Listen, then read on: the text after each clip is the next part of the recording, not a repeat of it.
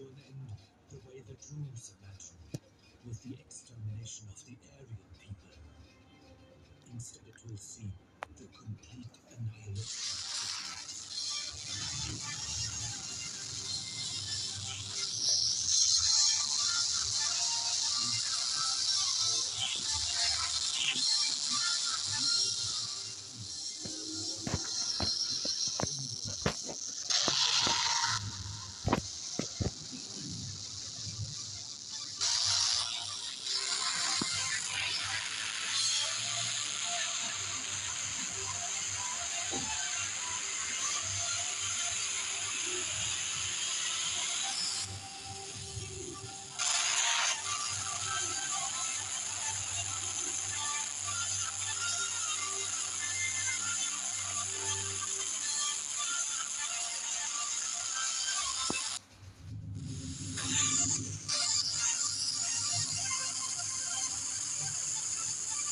Since the end of the First World War, the German people have been living with the consequences of a catastrophic defeat.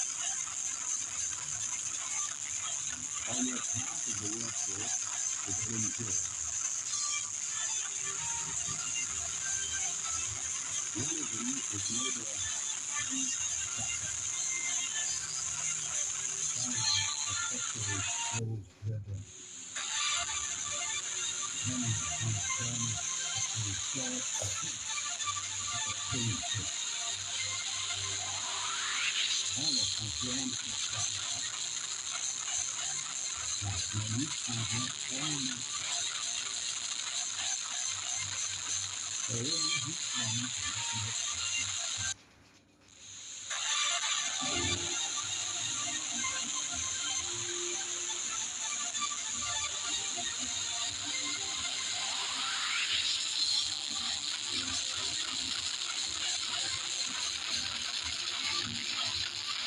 The National Socialists, the Nazis, have been in power for 20 months. On September the 16th, 1934, at Wittenberg, 3/4 of a million Germans have come to see their new life at Auschwitz. The misery of poor people is horrible today. And the Germans must be overcome. People are crying. Give us 12 years. And may God Almighty give our work His blessing. Seriously, sir. Please, Thomas. A carrot cuts through the cloud. The hero is coming. The excitement of the moment returns to a runaway cry. So many worship him as their savior. They redeem us from unbearable poverty. It is our task to make certain that the country enjoying victory that bear witness to our disintegration is home and for me, misery and wretchedness terrorize the new German life. Ay, mereka boleh kita tahu lepas kalau kita tak pernah. Hitler's rise to power creates a new era of optimism. Dear Dr. Hitler started everyone is angry. But all was happening. And only after it was happening. Jadi the corruption 2.0 dan jadi Travis Foster. Betul. Now things go quickly. Hitler has gradually transformed the lives of the German people. Unemployment is almost eliminated, and workers are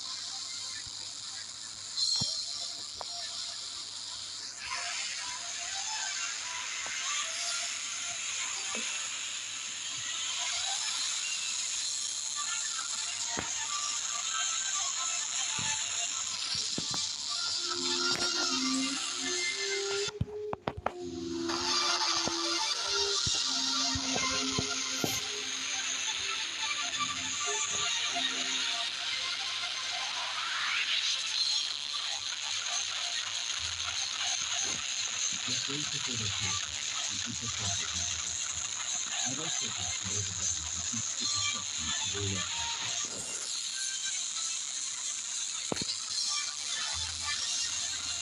Get greater for their future and keep the profit in the I'd also get to know the ground and teach the destruction of all their Hitler wanted to leave nothing behind.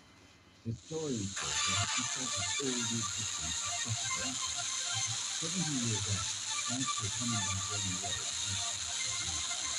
and a private collector, new political and personal archives of historic significance have been revealed for the first time. These unique documents now bring in mystical focus certain increasing knowledge of the people themselves. What was the atmosphere in the bank? Would this war still hold out hope of a military reversal? Is there any physical evidence of the affair between Hitler and Oberdan? When exactly did he and his companion decide to commit suicide? Did Goering really intend to seize power in the final days of the Third?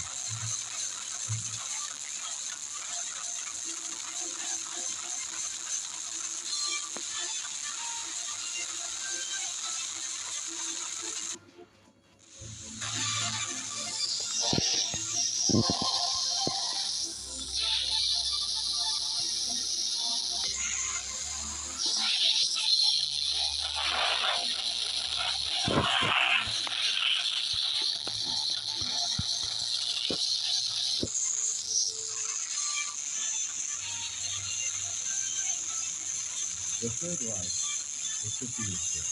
Berlin, the merchant of Nazi Germany, is but a heap of ruins.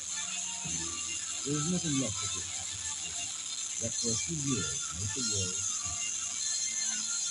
the Westerners were denied and took possession of their occupation plan of Berlin and June. Then they heard to visit the bunker. Thousands of people visited, eager for a glimpse of what the Soviets called the deep level.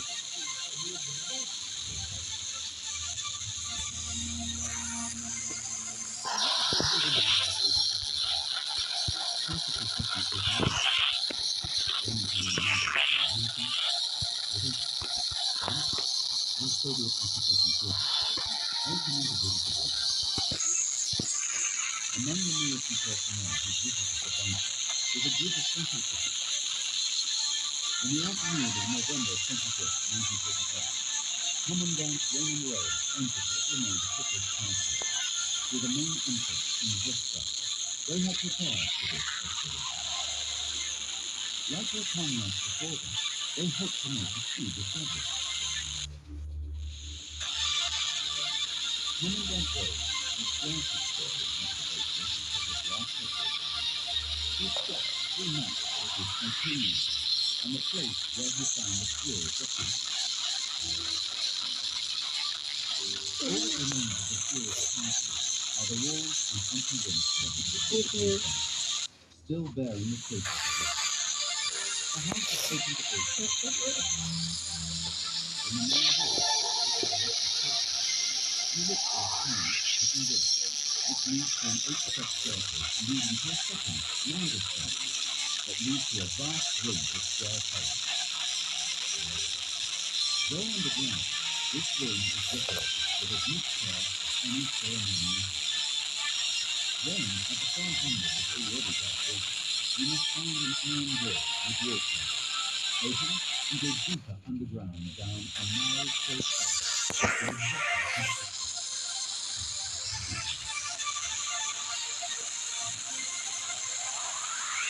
There you can see a horrible mess of upturned glass and brick. Hungry, papers of the fire, and ambitions of country. The floor is covered by an incredible amount of papers of all kinds. Administrative records, letters, notebooks, and tools by the hands of for 7 years have been searching frantically for the secret that good fortune had come over to me. In the most remote one, I found the documents that established that Hitler wanted to remain, whatever happened, master against all odds, even despite losses. The small French group made a major historical discovery without really realizing it. But more than 70 years later, a French collector, an enthusiast for this dark age of history, A quiet commandant only rose his gun. The one time, the ticket to documents that were in the wardrobe and up and down.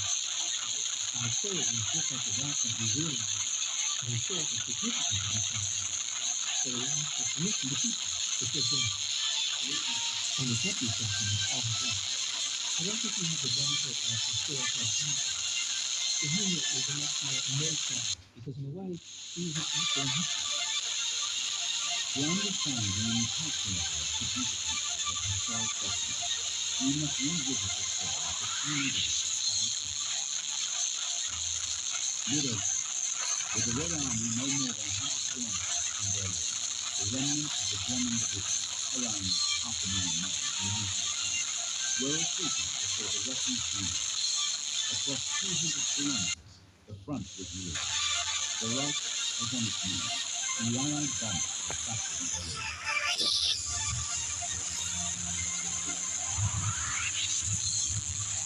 Every country was a big nation in Europe. It was a huge occupied by the British mosquito.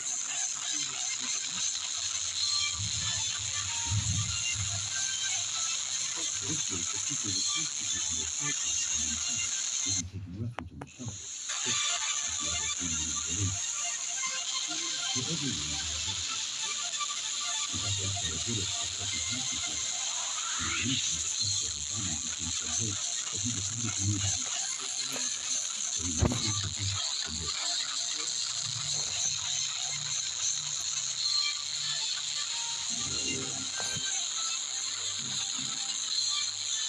For the desperate Germans, the wait for the final act of the tragedy seemed impermanent. The radio aired the last live broadcast of the Berlin Philharmonic. The command of Richard Wagner, the fire began.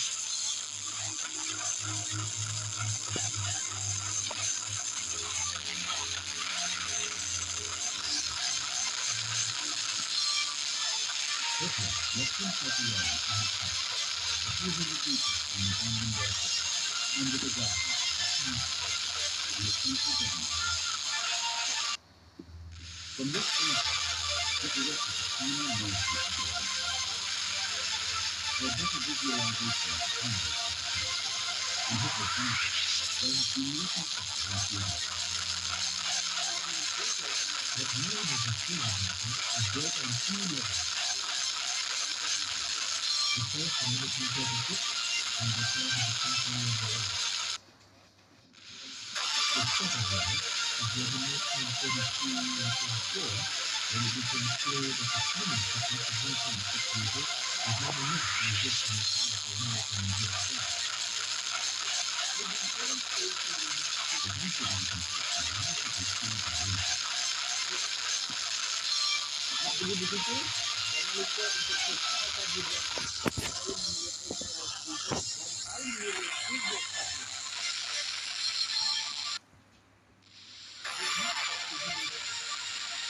Living space is impossible in the Western. It was an absolutely massive concrete chamber.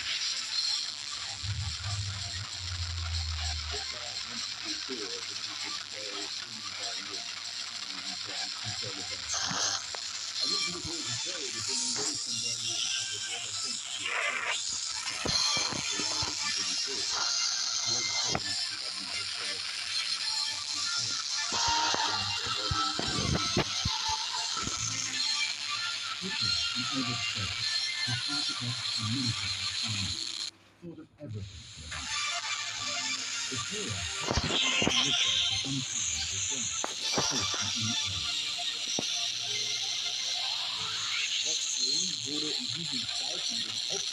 The good side of this, Hitler had planned their orders of state, separate from the rest. The private apartment was full of small rooms. In the other part of the temple, there were more rooms without orders. Hitler had reserved 3 absolutely tiny rooms for himself, and in the dining room, for his mistress, with the ground, with both sharing a small bathroom. There was also a small meeting room, lest I suppose that they would attend meetings to review the military situation with his senior advisor. The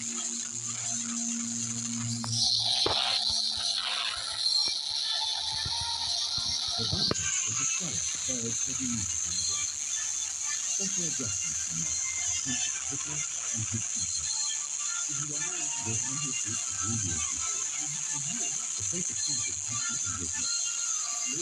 The concrete floor was brutal, particularly on the water table of the river Scheldt, which flowed nearby. So it's a place that constantly injures both. The ground is pumped continuously, and it is cold. There is a mechanical ventilation system, and you can hear the sound all the time if you hear headache. It is really sort of fun. In this session, Hitler was not pacifist. He issued contradictory orders. After Morale took decision, Joe passed a burning injection of glucose and vitamins, and he was taking a number of drugs.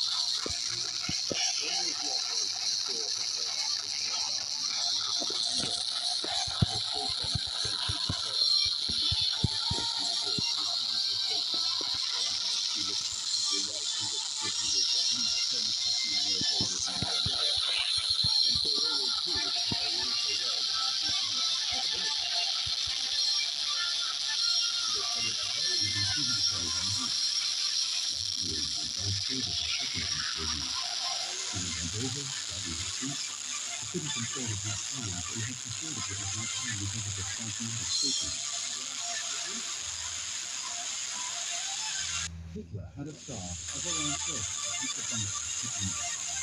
This served by his personnel guard, the bunker technician, and the communications personnel. What we have here is the four examples for us.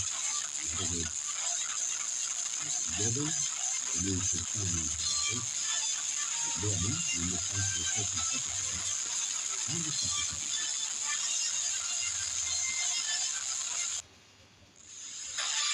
Against Hitler's orders, his companion, joined him in the bunker.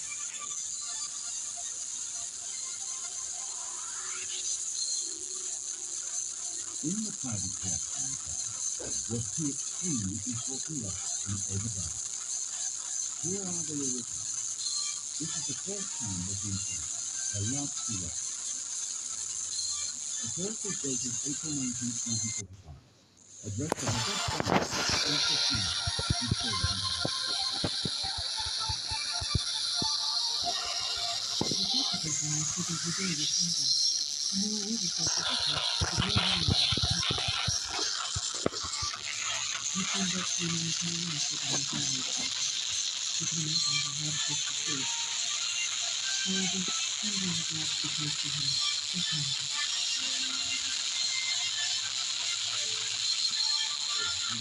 Finally, she said, I could stay with him, and most excited about it being extremely romantic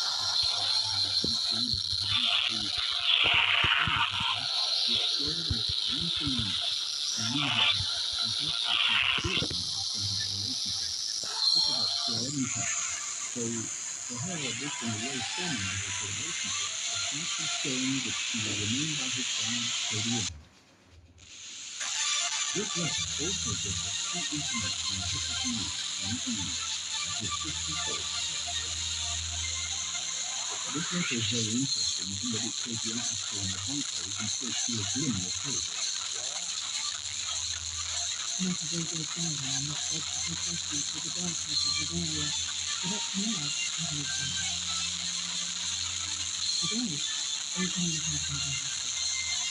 I'm deeply convinced that everything will turn out today. Until you can hope to do nothing. Yet at 3 o'clock in the morning of April the 20th, a mournful siren rang out. A siren that Berliners had not heard before. A signal to all that a new ordeal was about to begin. Red Army tanks had been sighted in the south. We could see it was indeed a key moment. Symbolically, as it was Hitler's birthday, and as the Soviets began to invade Berlin. So the problem for Hitler was whether he could remain in the city or flee. On the 20th, It became a pressing problem as the threat of being surrounded increased, and the last line of troops arrived. Rpg. 1. Open. At 4 o'clock in the afternoon that day, Hitler made his last trip outdoors. Atop the bunker steps in the Council Garden, he received the birthday visit of an SS delegation. Hitler received in particular a delegation of the Hitler Youth, the youngest reserve in his army. These were the children who were being sent into the front lines to die defending Berlin. He wanted to honor and reward the bravest amongst them.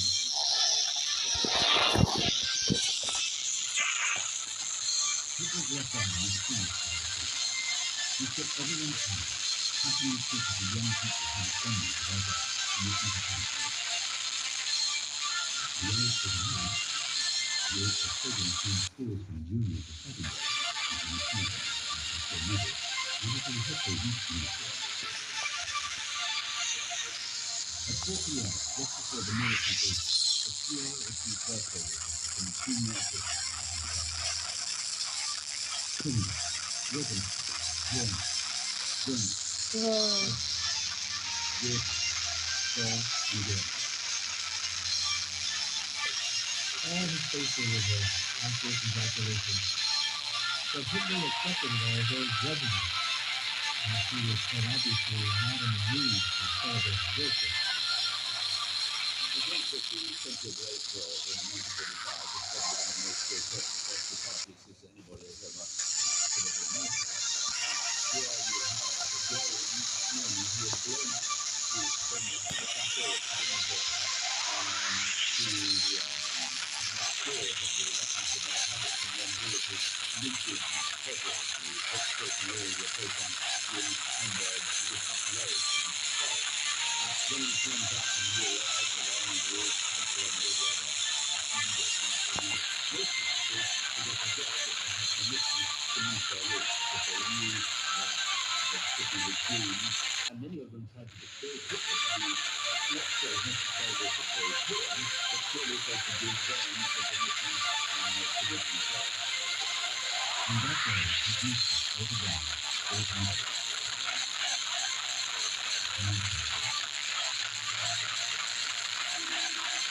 We found it. It's an exceptional case, never revealed to the public, with a remarkable story. For years after the war, the photographs and its brand remained the overseas national. Only in the brand time of disposal, with a dark light image of the display. This dedication is a unique physical evidence of overbound life. All other documents, like their horsemen were destroyed in the final days of the war. Although the American military photographs of this time still have been, but in contrast to news all the issues are not understood. The paper brings the following inscription: Financiero from Paper Ava. This is very revealing of the written for accidentally make it mean that rather Financiero, which is rather political term, when everyone is beginning to go in one way, then she wants to mark her faithfulness to Adolf Hitler and the fact that she has returned. Hitler accepted the gift, and she who had joined him during his darker time. He had turned to her brow and stood speechless for the simple reason that he thought that he, the leader of the German people, could under no circumstances take a wife, as it would drive all the other women who wanted to be with him to despair. At the same time, he owed it to his country, to what he considered the nation of his country, not to take a wife, and that's why it had become an absolute secret. But he refused to seek refuge in the Alps, where the elite troops were posted. Everyone urged him to go to Bavaria, to the so-called Alpine fortress, where major fortifications and bunkers had been built in the Obersalzberg region. During propaganda tried to convince the Allies they were setting up an Alpine hideaway, where the fanatical elements of the SS would hold out in the Allies for a long time now. None of it existed. It was just a bluff. But it was propaganda that Eisenhower evidently believed, and had a major military impact, as a large part of the American forces were sent south toward Munich and the Alps instead of heading east.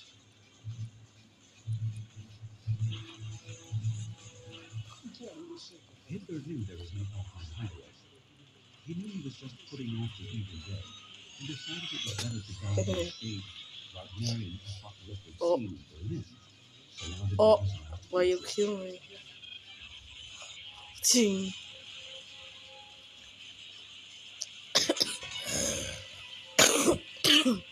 Spear has given me an idea, a very cinematic idea, that the Greta Thunberg in Berlin would be dramatic, while in Jack Kasabi, it wouldn't have any of the same dramatic quality. Yeah, Against the advice of all his staff and those close to him, Hitler decided to stay in Berlin. Victory or death, his last battle would take place in Britain. The birthday ended that night with a final Allied air raid on Berlin. Early in the morning, April the 23rd, for the first time, Soviet artillery shells rained down on the stunned city. Oh my god. This is good. This was the scenario that nobody had planned. A battle for Berlin. It was obvious that Hitler wanted to make a kind of sequel to Stalingrad. He remembered as the Goebbels, who he saw every night, who constantly reminded him of his president, that eventually a major urban battle might cause a turning point in the war. And Stalin, agreeing with Hitler, decided that, in our case, taking Berlin would make sense. He had to kill him, that prosperity and opportunity would be the real battle in Berlin. After the fight, various other armies began to surround Berlin. They were 10 kilometers from the city center. The first Soviet soldiers entered the center of the German army. Stalin named the Reichstag as a symbolic power. At this stage of the Russian advance, Hitler was not yet his priority. Moreover, Soviet intelligence services did not know where Hitler was. He was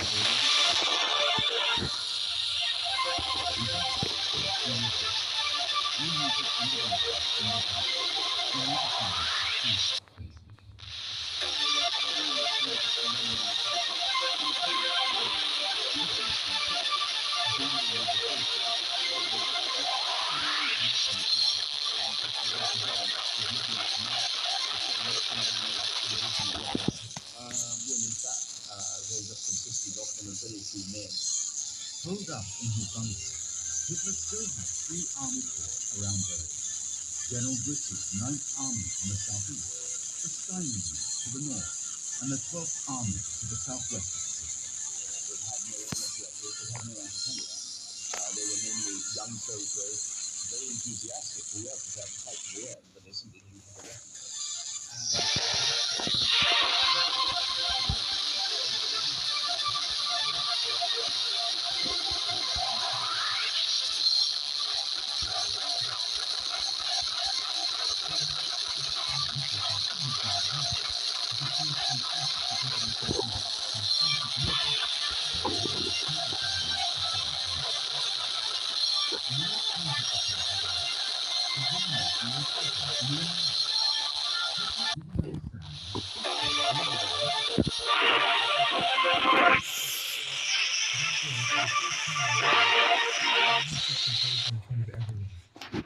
He threw a tantrum, shouting, "I give up. Everything is lost. This is the end." That was when everyone around him realized he had no solution, no plan, no hope, and that everything really was lost.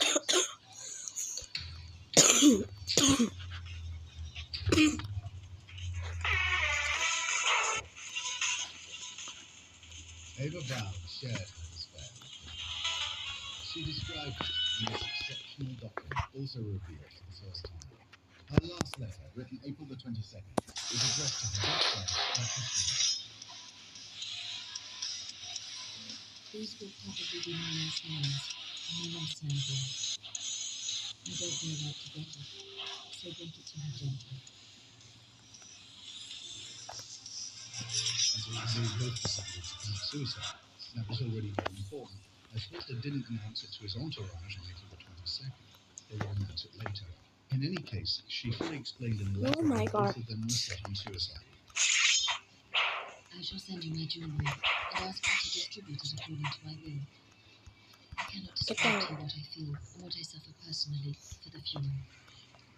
I cannot understand how everything could just end in this way, but we cannot believe in our God. I feel that the end is near. I shall die as I have lived. Keep this letter to yourself until you hear about it. I know I'm asking a lot of you, but you are courageous. She said she was sending her will at the same time, and asked for the ensuring will, so they will full and detailed will. She asked her to ensure that the will was executed in full.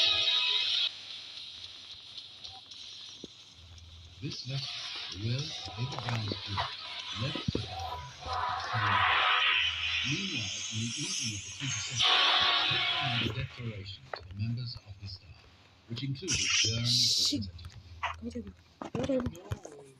I'm handing over the reins now. It's over. My successor can see to it.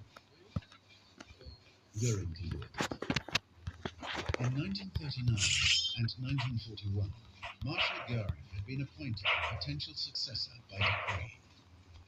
But in order to be applied, the decrees required the Führer's signature to make them official. Hitler's words were reported to Goering, installed in Bavaria, where he had taken refuge with part of his staff. Kingdom in one of his Bavaria. advisors, Hans Bavaria Langes. tuh kingdom ya. Cautious, Ini kingdom dari Goering, tahu heir nggak? apparent, was at first Kingdom. dubious. Tyrol. Kingdom of Bavaria. Is the Führer's decree naming me his successor in 1939 and again in 1941? Is it still valid? Has he issued another since? And Lammer said, no, if there had been one, I'd have known. So it's still valid. So they examine it. He thinks about it. He says, if the Führer did say that, and I'm the next in line, what do we do? Hermann Goering took time to think about it. He was torn between his delusions of grandeur and the prospect of committing a huge political mistake. He decided to sleep on it. In Berlin, the bombing continued.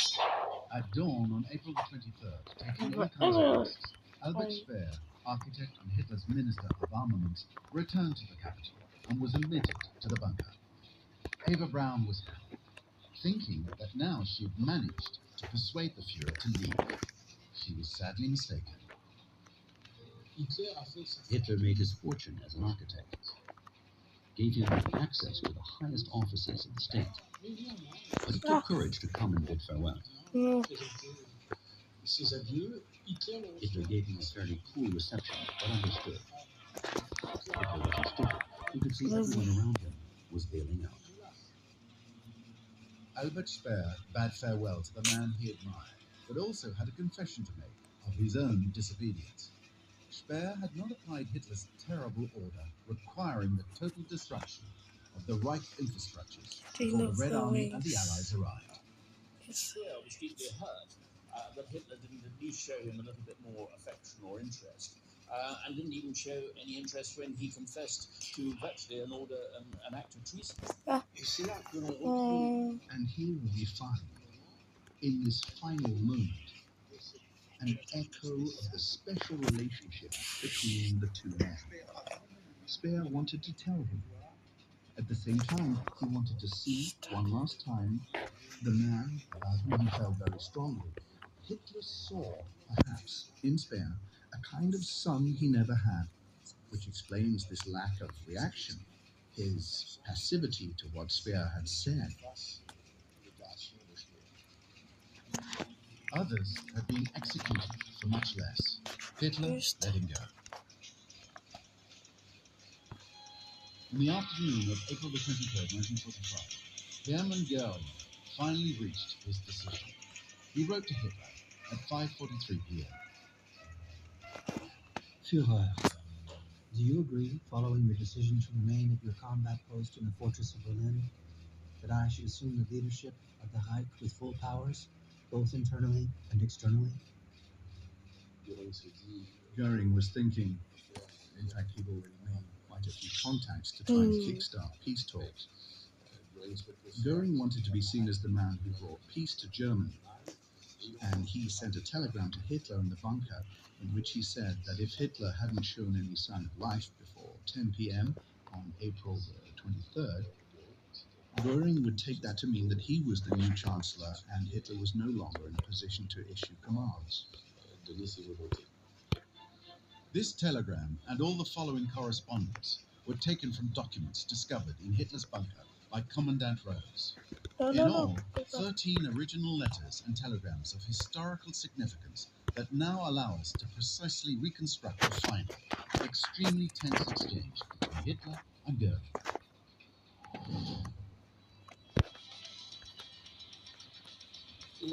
Oh my And then he god. sent a second telegram,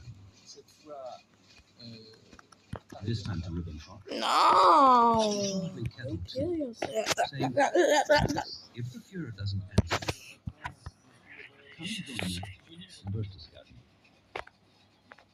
which means I'm taking over.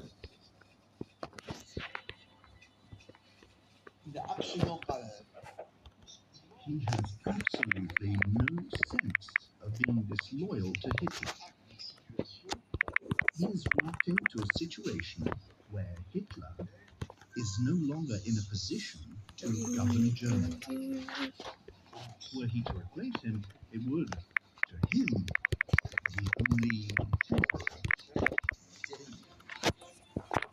Whatever Goering's intention, this second message would cost him dearly.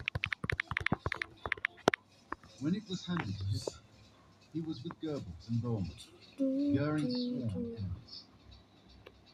The way that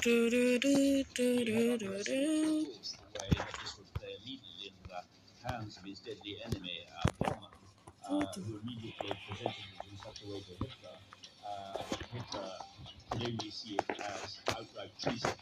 And Hitler was, by that stage of the war, absolutely convinced that the only reason why they were losing was because he had been betrayed all around. The same evening, Hitler sent a scathing reply.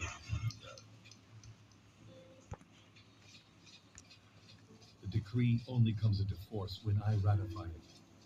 There can be no question of my being stripped of freedom of action. I therefore forbid you to take any action of any kind. Signed, Adolf Hitler. On the recommendation of Baumann, his personal chief of staff, Hitler had Goering arrested. At 56 minutes past midnight, on April the 24th, Goering replied in a long telegram in which he denied any ulterior motives. I have done nothing while awaiting your reply and stand ready to serve you. May God protect you. Your faithful Hermann Goering. I beg you not to order Frank to arrest me. I give you my word of honor that I strictly obeyed your orders. Late in the morning of the 24th, Hitler dictated another telegram to Goering. This personally signed telegram was unequivocal. Your actions constitute betrayal of a national cause, and such conduct, high treason, deserves the death penalty. Taking into consideration your great services in the past, I offer you a chance to resign, citing serious illness as a reason. I command you to answer immediately yes or no. In the minutes that followed, Goering answered yes to the Fuhrer's demand. He resigned all his offices for health reasons. This marked the succession to power of a shadowy character called Martin Bormann, his secretary since Rudolf Hess had flown to Britain in 1941. And Bormann gave free rein to the hatred he felt for certain personalities, in effect, flexing his newfound muscles. Goering was devastated, but that wasn't enough for Bormann. Bormann, who had his own communications center in the bunker, took advantage of Goering's disgrace to advance his pawns. No. He gave a final order to the officer charged with watching him. Bormann ordered him to execute them all once Berlin had fallen. This scenario wasn't enacted because the SS major who had been handed the mission when Berlin did fall thought that the killing would be pointless, so he didn't carry out the order. Why did he say after the fall of Berlin? Because he knew Hitler wouldn't be alive, so he could settle the scores. Knowing that Goebbels would follow Hitler, he thought, if I can get rid of Goering too, that'll just leave me.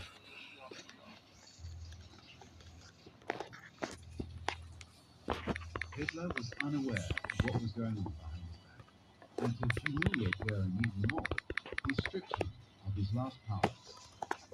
On April the 25th, he dictated his last message to Goering, to his assistant. In light of your unfaithful attitude to the German people, to myself, and to the measures and visits, I cast you out of the party. Personally signed by Adolf Hitler. That day, he also ordered the destruction of all his personal archives. These documents should have been destroyed, but in the panic of the final days, they were miraculously forgotten. Hitler had burned all of his personal archives, which would include some very important correspondence with heads of state.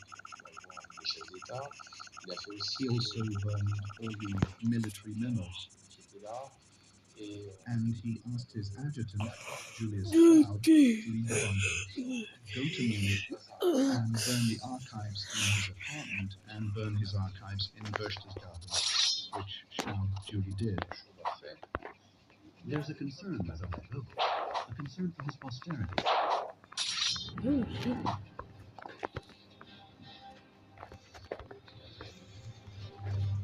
fighting drew nearer. Hour by hour, the Soviet troops advanced.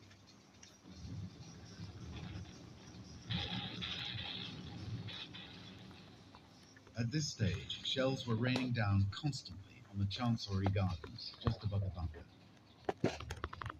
A series of typewritten notes transcribing discussions between Hitler and Goebbels sheds light on the Führer's last military hopes.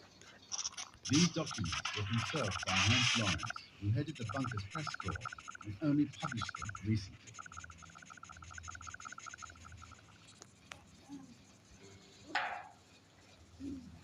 I can carry off a victory here in Berlin. If I obtain that, even just a moral victory, we'll at least have a chance to save face and gain time. In Berlin, our success would have been a global reach. Such success could only be obtained here, where the eyes of the world are trained. A reversal is only possible if I manage to impede the Bolshevik Colossus. Then the others might come to the conclusion that the only one capable of stopping the Colossus is me, the party, and the German state. All these Soviet armies were concentrically advancing towards the Reichstag and the Chancellery, not very far away. For civilians, the ordeal was never ending. You could imagine the cellars, totally packed. No water, no telephone. Food was becoming a dramatic problem. When a horse was killed in the street, people risked their lives rushing over to cut off a piece of meat. In the midst of this deluge of fire, a woman, a German Air Force ace, managed to land her aircraft alongside the bunker. It was April the 27th, and confirmed Nazi Anna Reitz and her lover, General Ritter von Geim, wanted to see Hitler urgently. They came down into the bunker. Ritter von Geim lying on a stretcher. He had been shot in the foot as they landed. So why did she come? To try to persuade Hitler to leave the bunker and go, perhaps, to Berchtesgaden. But nothing was to be done, of course. Naturally, he refused. In recent days, Hitler had distributed cyanide pills to his entourage. He also gave a capsule to Hunter Reich so that they could end their lives. This was also symbolic, a sign of honor to her. He was rewarding her for her exploit. Cyanide capsule for Hannah Reich, and a promotion to Ritter von Grein, who was appointed commander of the Luftwaffe in place of Goering. They then left as they arrived, taking off under a hail of Soviet fire. They escaped unharmed. Meanwhile, another Nazi dignitary was busy behind the scenes. Heinrich Himmler. He had left Berlin just after Hitler's birthday. The Minister of the Interior and head of the SS offered the Allies the unconditional surrender of Nazi Germany. Sure of himself, Himmler attempted a takeover. On April the 28th, the Allies mocked him to the press. And Eisenhower refused. Totally. His communique was published in the Western press. Hitler was deceived. The man who had orchestrated the final solution for him was stripped of all office. This latest betrayal by one of his closest adherents threw him into a furious race.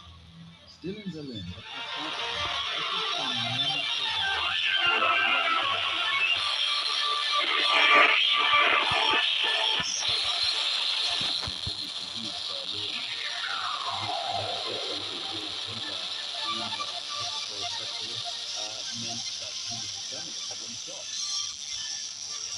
Line was also overgrown steadily. He was married to his sister Grace, and Hitler had personally attended their wedding.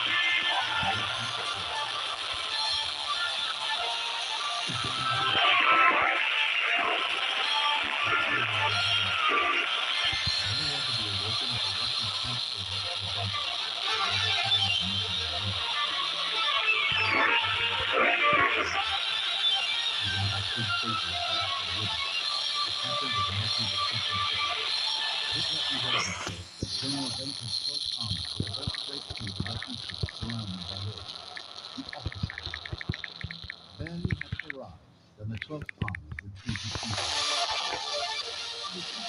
Rumors had false reports of the For instance, later complete research was held in Berlin, announcing the arrival of the White Army in the southwest. It warned not only against the Soviet tactics, one army was but it never made it to Berlin itself.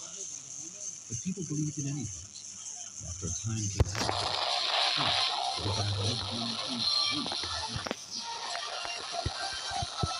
April 29, 1945, one afternoon. All Hitler had the only witnesses to this news are Goebbels, Bormann, and the rest. The marriage certificate was signed by the married couple, and their witness. Hitler pointed out that the ceremony took place at overground.